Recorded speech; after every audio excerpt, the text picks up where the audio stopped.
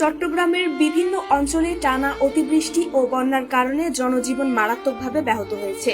এই ভয়াবহ দুর্যোগে চট্টগ্রাম অঞ্চলে এখন পর্যন্ত ৩৫ জনের প্রাণহানির খবর পাওয়া গেছে। এছাড়া শিশু কিশোর সহ অন্তত ৩ জন এখনও নিখোঁজ রয়েছেন। অনেক এলাকায় ঘরবাড়ি, সড়ক ও শিক্ষা প্রতিষ্ঠান পানিতে তলিয়ে যাওয়ায় শত শত পরিবার পানিবন্দী অবস্থায় দিন কাটাচ্ছে। নিরাপদ আশ্রয়, বিশুদ্ধ পানি, খাদ্য ও প্রয়োজনীয় সহায়তার সংকটে অনেকের দুর্ভোগ দিন দিন বাড়ছে।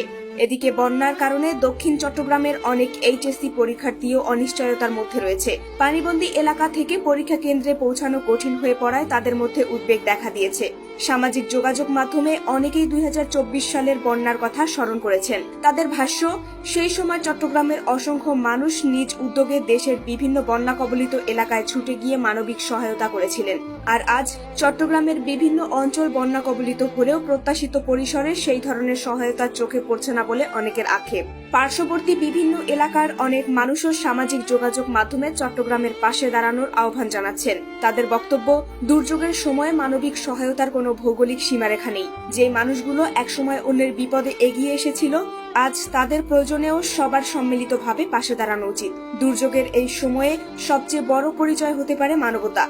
যার যতটুকু সামর্থ্য আছে তা দিয়েই যদি বন্যা দুর্গত মানুষের পাশে দাঁড়ানো যায়, তবে অনেক পরিবারের কষ্ট কিছুটা হলেও লাঘব হবে। নীরা, ডেস্ক রিপোর্ট, প্রান্তিক বার্তা।